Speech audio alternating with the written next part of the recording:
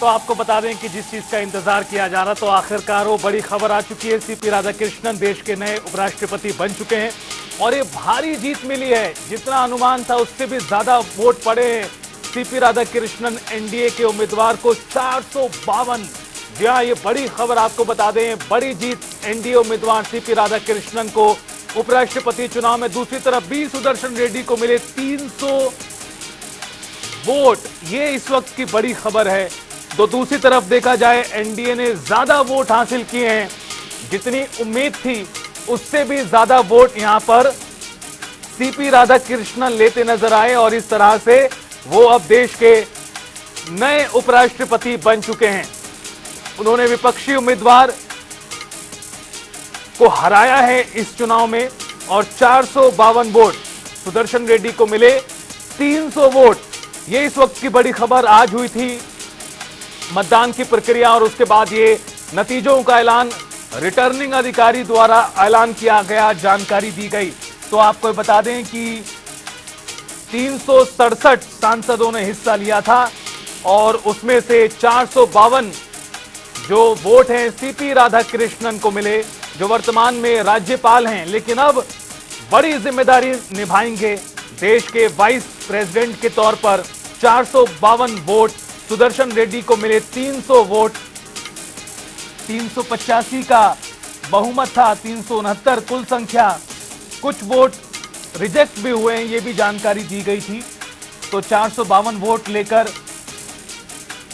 जो सीपी राधाकृष्णन हैं वो बन चुके हैं देश के नए उपराष्ट्रपति। और अब एनडीए ने जिस तरह की तैयारियां की थी उसके मद्देनजर तस्वीरें और सेलिब्रेशन का जो दौर है वो भी यहां पर शुरू होता नजर आ रहा है। सीपी राधाकृष्णन की जीत को लेकर एनडीए नेताओं में पहले से ही आपको बता दें कि विश्वास था और अब चूंकि नतीजे घोषित कर दिए गए हैं तो आपको बता दें कि जो तैयारियां हैं, जो खुशी का मौका एनडीए के लिए है, उसके मद्देनजर अब यहां पर तैयारियां शुरू होंगी और तस्वीरें भी और ज्यादा सामने आएंगी। लेकिन आपको ये बता दें कि ये जो नतीजे हैं सामने आ चुके हैं। स्पर्श शर्मा हमारे संवाददाता जुड़ गए हैं। स्पर्श, जिस चीज का अनुमान था उससे भी ज्यादा 452 वोट लेकर जीत गए हैं सीपी राधाकृष्णन। देखिए, बिल्कुल भारत के नए उपराष्ट्रपति सीपी राधाकृष्णन होंगे। ये अब कंफर्म हो चुका है। सीपी राधाकृष्णन को 452 वोट पड़े हैं और सुदर्शन रेड्डी की बात की जाए तो 300 वोट जो है उन्हें पड़े हैं। यानी वरीयता के हिसाब से जो सबसे ज्यादा वोट है सीपी राधाकृष्णन एनडीए के उम्मीदवार को यहाँ पर मिले हैं। तो अब वही जो है अगले जो है देश के उपराष्ट्रपति होने वाले हैं। हम जानते थे कि सुबह से ही जानकारी दे रहे थे कि एनडीए के पास में एक पूर्ण बहुमत है। जो है अगर आंकड़ों के लिहाज से बात करते हैं, चूंकि 391 का बहुमत का आंकड़ा था और अब जो है 452 वोट यहाँ पर पड़े हैं। और देखने वाली बात रहेगी कि क्या किसी जो है सांसद की अंतरात्मा जगती हुई नजर आई है, क्या क्रॉस वोटिंग यहाँ पर हुई है, क्योंकि कुल मिलाकर 767 सांसदों ने जो वोट है वो इस चुनावी मैदान में डाला, जिसमें से 752 वोट जो है वो पूरी तरीके से वैध थे। 15 वोटों को जो है अवैध करार किया गया। और हमने देखा कि एक पूरी लंबी चौड़ी जो एक्सरसाइज है वो दोनों खेमे की तरफ से देखने को मिलती हुई नजर आई थी। चाहे वो विपक्षी खेमा हो या फिर सत्ता पक्ष के संदर्भ में बात करें, सत्ता पक्ष ने 2 दिन की मैराथन कार्यशाला आयोजित की, जिसमें तमाम तरीके की चर्चा रही, उपराष्ट्रपति चुनाव से लेकर अन्य चर्चाओं की बात करें। और दूसरी तरफ विपक्ष था जिसने मॉक पोल का भी जो आयोजन है वो जो है सीधे तौर पर जो है किया था। लेकिन अब जो नतीजे निकलकर सामने आए हैं वहां पर पूरी तरीके से स्थिति स्पष्ट हो गई है और एनडीए के जो उम्मीदवार हैं सीपी राधाकृष्णन, उनकी एक बड़ी जीत, जहां पर यह माना जा रहा था लगभग 423 से 425 के आसपास सांसद एनडीए के पास में मौजूद है, लेकिन 452 वोटों के साथ में बड़ी जीत जो है इसको सीधे तौर पर कहा जा सकता है। इस पर झटका तो निश्चित रूप से इंडिया ब्लॉक के लिए है, क्योंकि उसको उम्मीद थी कि क्रॉस वोटिंग उनके हक में होगी। लेकिन जो परिणाम सामने आए हैं उसमें जिस तरह से आप भी बता रहे हैं कि 423 से ऊपर का अनुमान था, लेकिन 452, ये तो काफी ज्यादा संख्या पहुंच गई। यानी एनडीए ने एक बार अपना जो शक्ति प्रदर्शन है और जो पकड़ है उसको एक बार फिर साबित कर दिया है। बिल्कुल, देखिए एनडीए ने जो है बड़ा ये जो है शक्ति प्रदर्शन किया है। और यहाँ पर जैसे कि जानकारी है कि 452 वोट जो है सीपी राधाकृष्णन को मिले हैं। तो उम्मीद से ज्यादा वोट जो है सीपी राधाकृष्णन को यहाँ पर मिलते हुए नजर आए हैं। तो ये क्रॉस वोटिंग जो है विपक्षी खेमे से हुई है। इस तरह की बातें जो है बीजेपी के खेमे में सुगबुगाहट के तौर पर जो है देखने को मिलती हुई जो है नजर आ रही है। यानी सेंधमारी जहां पर विपक्ष ये उम्मीद लगा रहा था कि सत्ता पक्ष में देखने को मिलती हुई नजर आएगी अंतरात्मा की आवाज के तौर पर, लेकिन अब जो है विपक्षी खेमे में ही सेंधमारी देखने को मिलती हुई नजर आई है। तो एक बार फिर से जो है बीजेपी ने ये बताया कि किस तरीके से कि जो पूरा चुनावी मैनेजमेंट होता है वो जो है किया जाता है। और उपराष्ट्रपति चुनाव के लिए एक बार फिर से जो पूरा चुनावी मैनेजमेंट था वो देखने को मिलता नजर आया। और एनडीए का खेमा एक साथ एकजुट देखने को मिलता हुआ नजर आया, जहां पर 452 वोट, उम्मीद से ज्यादा वोट जो है सीपी राधाकृष्णन को मिले। तो जो है क्रॉस वोटिंग कहां से हुई ये जो है देखने वाली बात रहेगी। लेकिन फिलहाल जो है अब तक कुछ ही देर बाद ये माना जा रहा है कि प्रहलाद जोशी के आवाज पर जो है जो तमाम जो सांसद हैं वो जो है जुटते हुए नजर आ सकते हैं। बिल्कुल, तैयारियां तो स्पष्ट दोपहर से ही थी, ये भी कहा गया था शाम को डिनर कार्यक्रम होगा। उम्मीद से ज्यादा वोट मिले हैं, दूसरी तरफ उम्मीद से कम वोट मिले हैं विपक्षी उम्मीदवार को स्पर्श। बिल्कुल, और स्पर्श लौटते हैं आपके पास, लेकिन इस बीच ग्राफिक्स के माध्यम से बताएं इस जीत के मायने और सीपी राधाकृष्णन को लेकर कुछ और जानकारियां अपने दर्शकों तक पहुंचा रहे हैं। चंद्रपुरम पोन्नुसामी राधाकृष्णन 2024 से महाराष्ट्र के वर्तमान राज्यपाल थे और अब बन चुके हैं देश के उपराष्ट्रपति। तमिलनाडु में भारतीय जनता पार्टी के प्रदेश अध्यक्ष भी रह चुके हैं। 20 अक्टूबर 1957 को तिरुपुर तमिलनाडु में उनका जन्म हुआ। 31 जुलाई 2024 को महाराष्ट्र के राज्यपाल बने थे, यानी पिछली साल ही। और इससे पहले झारखंड के राज्यपाल भी रह चुके हैं सीपी राधाकृष्णन।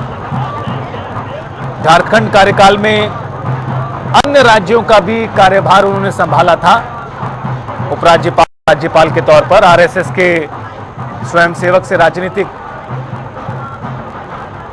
करियर की शुरुआत उन्होंने की थी। और ज्यादा बातचीत इस मुद्दे पर चर्चा के लिए हमारे साथ अब समाचार संपादक वरुण गोयल जी जुड़ चुके हैं। वरुण गोयल जी, किस तरह से देखा जाए एनडीए की इस जीत को, जहां उम्मीद से ज्यादा वोट सीपी राधाकृष्णन को, उम्मीद से कम वोट इंडिया ब्लॉक को?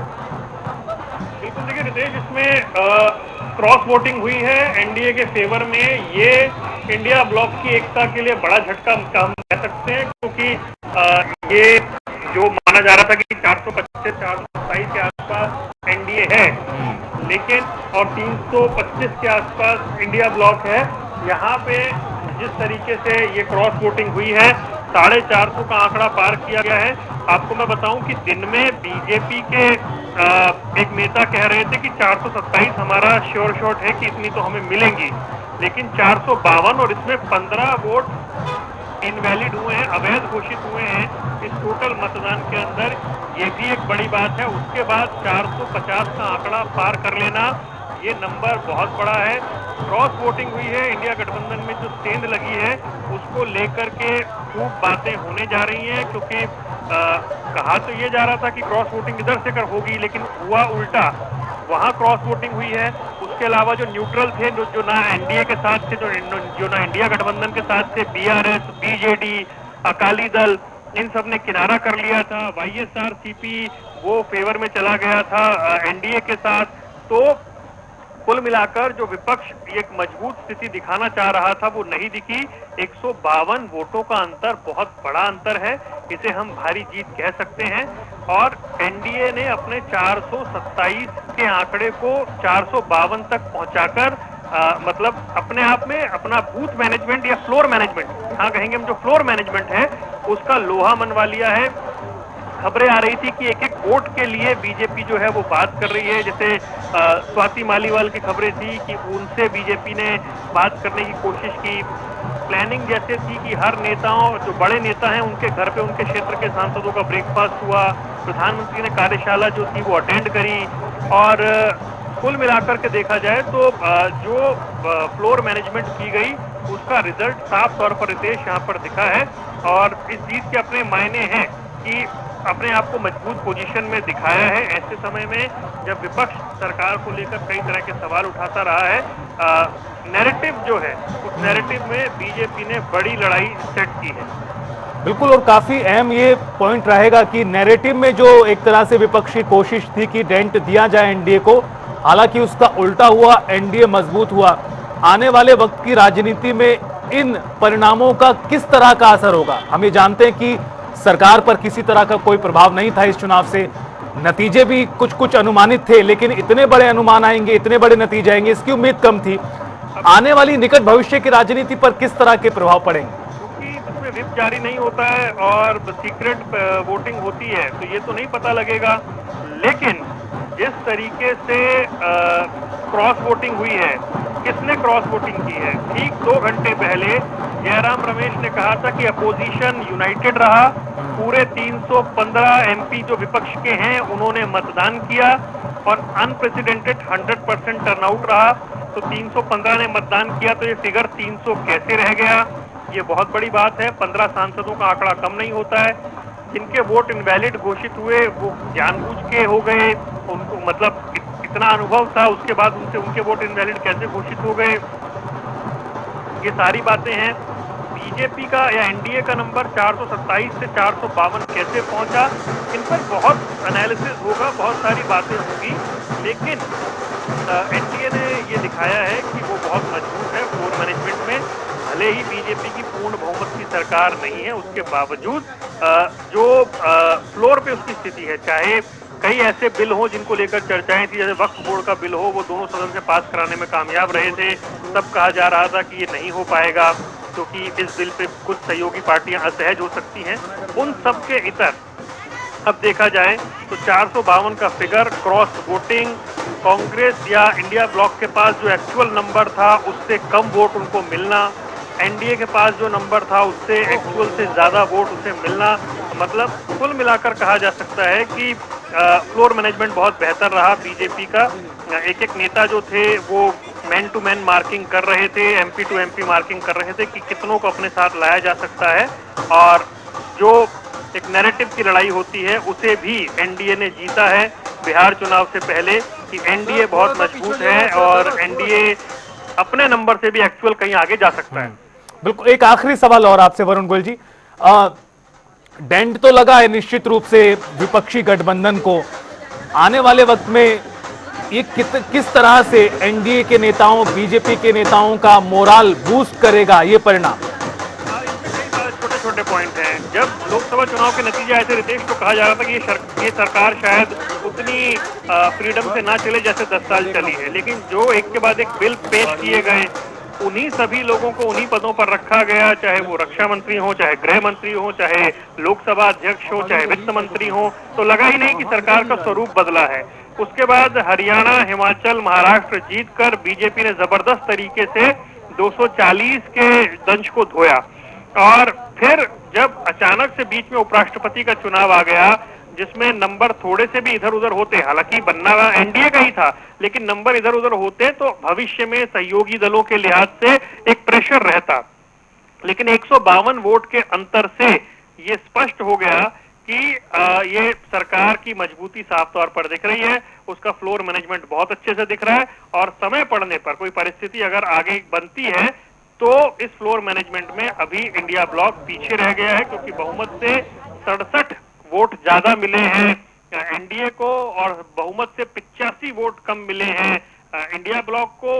और अगर जिन पार्टियों ने दूरी बनाई तो उन्होंने दूरी बनाकर सरकार को ही फायदा पहुंचाया। जो बीजेडी, बीआरएस और अकाली दल, ये 12 सांसदों की अनुपस्थिति ये सरकार के लिए ही फेवर का काम करके गई। तो कुल मिलाकर के इस फ्लोर मैनेजमेंट के लिहाज से एनडीए बीजेपी ने बड़ी बाजी मारी है। रिजल्ट एक्सपेक्टेड था, लेकिन नंबर गेम में उसने दिखाया है कि वो बहुत मजबूत है। बिल्कुल, चुनाव कोई सा भी हो, बीजेपी का मैनेजमेंट हमेशा ऊपर रहता है। बहुत शुक्रिया आपका वरुण गोयल जी जुड़ने के लिए इस मुद्दे पर बातचीत चर्चा के लिए। तो आपको बता दें, जो जीत का जश्न है, खुशी का मौसम है, वो यहाँ पर आपको तस्वीरों में दिखाई देगा। अलग अलग तस्वीरें सामने आ रही हैं जहां पर किस तरह से सेलिब्रेशन है, जश्न है, इस जीत को लेकर वो मनाया जाएगा। आपको ये बता दें कि मोराल भी बूस्ट करेगा। ये भले ही सरकार पर इससे कोई लेना देना नहीं था, लेकिन जो नैरेटिव की लड़ाई थी, जो माहौल बनाने की कोशिश थी, निश्चित रूप से सीपी राधाकृष्णन के पक्ष में नंबर थे, लेकिन विपक्ष ने कोशिश की थी कि इसको दिलचस्प बनाया जाए। और अगर विपक्ष का उम्मीदवार नहीं होता तो चुनाव की प्रक्रिया ही नहीं होती, वोटिंग की जरूरत ही नहीं पड़ती। चूंकि विपक्ष का प्रत्याशी था तो चुनावी प्रक्रिया हुई, इसीलिए मतदान की प्रक्रिया हुई और आज दिन भर हुआ मतदान, उसके बाद आए नतीजे। तो उम्मीद से कम वोट मिले इंडिया गठबंधन को और उम्मीद से ज्यादा वोट मिले एनडीए गठबंधन को। और इससे यह भी समझ आया कि जो मैनेजमेंट है फ्लोर का, चुनावी बातचीत का, उसको बीजेपी ने बहुत अच्छे तरीके से भुनाया और अपना लोहा मनवाया। स्पर्श हमारे साथ लगातार जुड़े हुए हैं फोन लाइन पर दिल्ली से। स्पर्श, इस चुनाव का असर होगा देश की सियासत पर, माना जा सकता है, बयानों में भी होगा जबरदस्त तरीके से, क्योंकि कोशिशें इधर से भी अच्छी तरीके से की गई थी। अब बताइए स्पर्श की किस तरह से सेलिब्रेशन होने वाला है दिल्ली में आज की रात।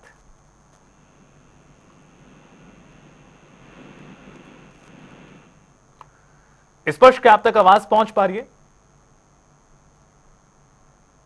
जी, तो लगता है स्पर्श तक आवाज नहीं पहुंच पा रही है, लेकिन कोशिश करेंगे आगे बातचीत की। जश्न का जो दौर है वो शुरू होता नजर आ रहा है, सांस्कृतिक कार्यक्रम जबरदस्त तरीके से होंगे। और स्पर्श शर्मा फिर से जुड़ गए हमारे साथ। स्पर्श, किस तरह का जश्न होने वाला है? तैयारियां तो आज सुबह ही शुरू हो गई थी मतदान के साथ साथ। देखिए, बिल्कुल तैयारियां, जश्न जो है होगा, इसको लेकर तैयारियां जो है केंद्रीय मंत्री प्रहलाद जोशी के आवास पर पूरी तरीके से मुकम्मल है। तमाम सांसद पहुंचेंगे और जो एक बड़ी जीत होती हुई नजर आई है जो एनडीए के उम्मीदवार की, सीपी राधाकृष्णन की, उनका लेकर जो जश्न है वो मनाया जाएगा। एक औपचारिक तरीके से मुलाकात भी होगी, लेकिन इस बीच हार को लेकर जो विपक्षी उम्मीदवार थे पूर्व जस्टिस बी सुदर्शन रेड्डी, उनका बयान जो है वो निकलकर सामने आ गया है। उन्होंने जो है हार स्वीकार की है।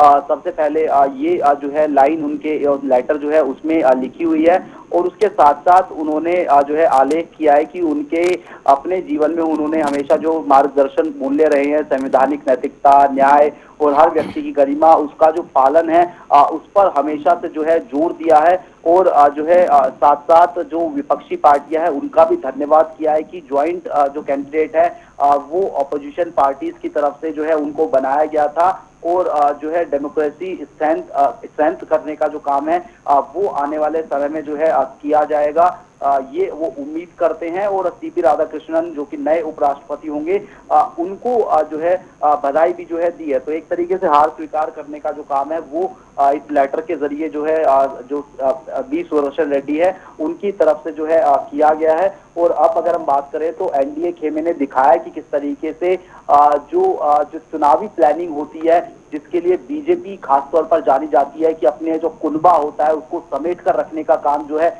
वो भारतीय जनता पार्टी के किरदार किस तरीके से रखा जाता है। जहां एक और पूरा विपक्ष उम्मीद लगा रहा था कि सेंधमारी हो सकती है जो है सत्ता पक्ष के खेमे में, लेकिन जो आंकड़े निकलकर सामने आए हैं, सेंधमारी जो विपक्षी खेमा है उसमें ये माना जा रहा है कि हुई है।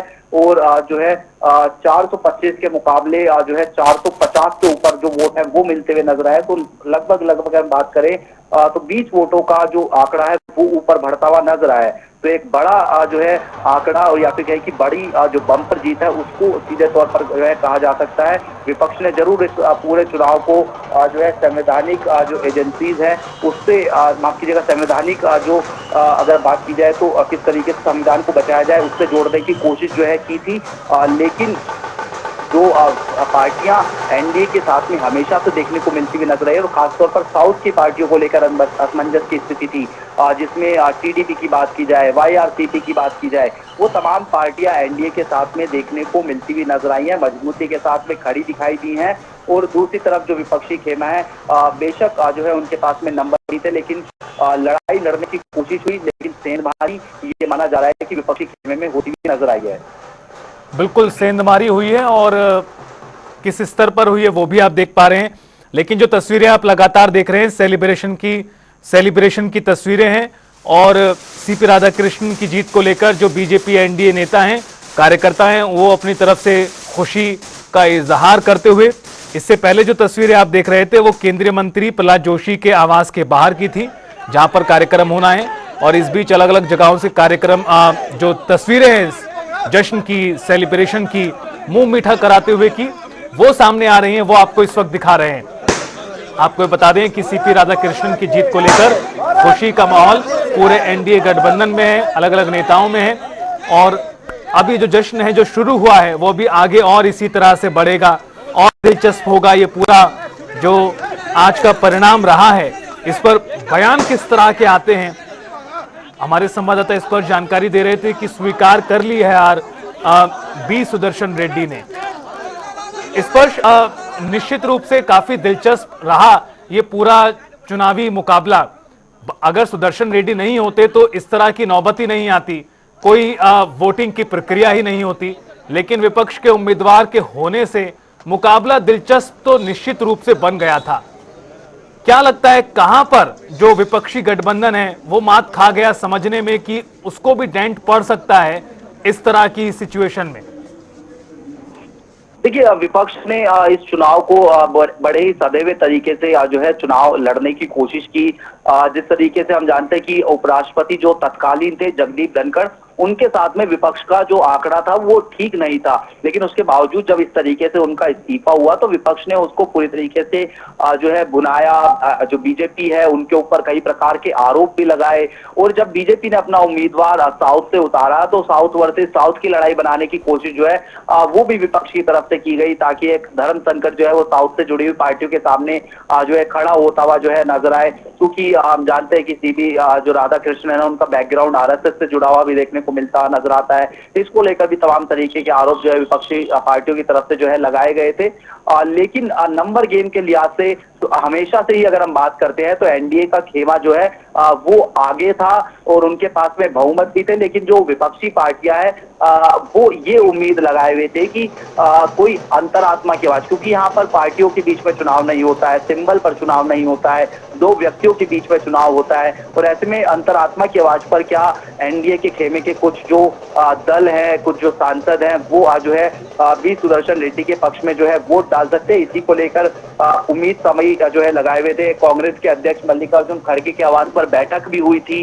वहां से भी बाहर निकले थे नेता, राज्यसभा में उपनेता है प्रमोद तिवारी, उन्होंने भी कहा कि जो है अंतरात्मा की आवाज पर जो है वोटिंग होगी। लेकिन आज सुबह से ही हम जान रहे थे कि जब बीजेपी सांसदों से बातचीत की जा रही थी तो वो पूरी तरीके से कॉन्फिडेंस में थे कि जो उम्मीदवार है हमारा उसको लेकर ही जो है तमाम सांसद जो है वोट डालेंगे। और जो है जो आरोप विपक्ष लगा रहे हैं या फिर जो विपक्ष ये कह रहा है कि अंतरात्मा की आवाज पर वोट पड़ेगा, तो वो जो है विपक्षी खेमे से ही देखने को मिलता नजर आ सकता है। और देर शाम होते होते ये पता भी चलता नजर आया। तो मैनेजमेंट जो है रोकेंगे आपको। इस बीच हमारे साथ सुनीता दुग्गल जी जुड़ गई हैं, भारतीय जनता पार्टी की एक्स एमपी।